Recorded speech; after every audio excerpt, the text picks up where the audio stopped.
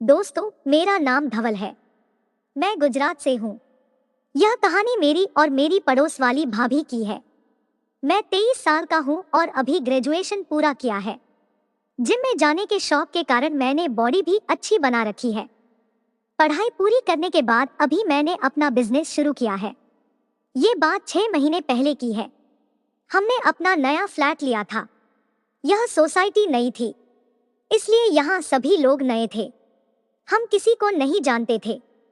हमारे सामने वाला फ्लैट खाली था।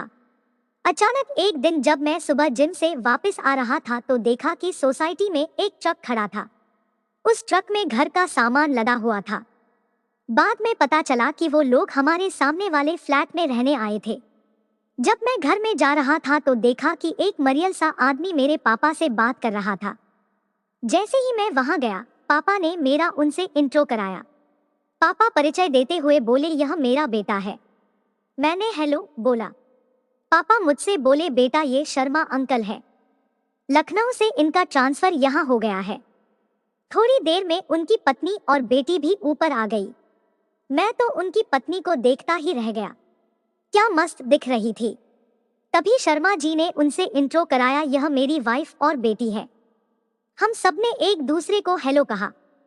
मेरे पापा ने कहा, आपको कोई भी काम हो तो आप बेझिझक हमारे घर पर आइएगा और मैं ना हो तो मेरे बेटे को बुला लीजिएगा। यह सुनकर मेरे मन में तो लड्डू फूटने लगे। फिर तो अंकल और आंटी से हमारे परिवार की काफी अच्छी दोस्ती हो गई और मुझे आंटी से मिलने में मजा आने लगा। मुझे उनको आंटी कहना पड़ता था, लेकिन वो मुझे भाभी जैसी ही लगती थी। तो मैं कह रहा था कि वे भाभी भी मेरी मॉम के साथ हमारे घर पर आती रहती थी। कुछ महीने यूं ही गुजर गए। अचानक मैंने दोपहर को सोसाइटी के बाहर खड़ी एक मोटरसाइकिल देखी। मैंने नोट किया कि वह मोटरसाइकिल सोसाइटी में से तो किसी की नहीं है। मैंने ध्यान देना शुरू किया तो समझ आया कि वो बाइक हफ्ते में 2 बार सोसाइटी के बाहर खड़ी रहती थी। उस दिन जब मैं घर पहुंचा तो मैंने देखा कि 3 बजे थे और भाभी के घर से एक आदमी बाहर निकला और चुपचाप चला गया। मैंने उस आदमी को गौर से देखा। उसी समय भाभी घर के बाहर आई तो उनको पता चल गया कि मैंने उस आदमी को उनके घर से निकलते देख लिया। वो थोड़ा सा घबरा सी गई। 10 दिन के बाद फिर से मैंने देखा बाइक बाहर खड़ी है, तो मैंने ठान लिया कि आज तो पता करके ही रहूंगा कि क्या चल रहा है। मैंने प्लान बनाया। मैं यह जानता था कि अंकल के घर की एक चाबी हमारे घर पे रहती है। बस फिर क्या था, मैं उनके घर की चाबी लेकर उनके दरवाजे के पास गया। पहले मैंने छेद में से देखा, हॉल में कोई नहीं था। मैंने धीरे से चाबी से दरवाजा खोला और जैसे ही मैं अंदर घुसा तो पता चला कि एक रूम में से आवाजें आ रही है। जैसे ही मैंने उस रूम के दरवाजे से चाबी वाले छेद में से झांक कर देखा तो मैं तो देखता ही रह गया। वो आदमी और भाभी दोनों क्रिकेट खेल रहे थे। मुझे ये देखने में मजा आ रहा था। थोड़ी देर में नटू काका भी जाग गए। मैं दरवाजे के और पास हो गया और मैंने उनकी बातें रिकॉर्ड कर ली। जैसे ही मुझे लगा कि उनका खेल हो गया है, मैं घर के बाहर निकल गया और अपने घर से देखने लगा।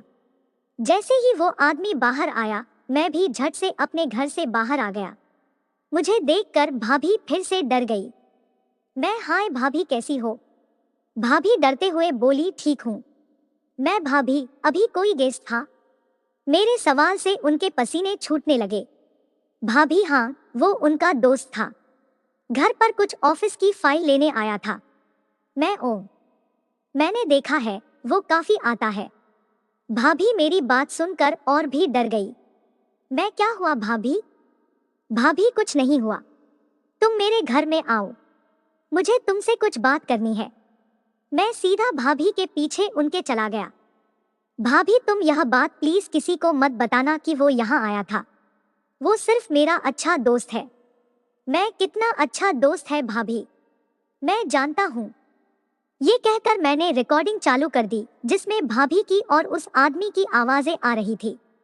भाभी तो जैसे जम के रह गई।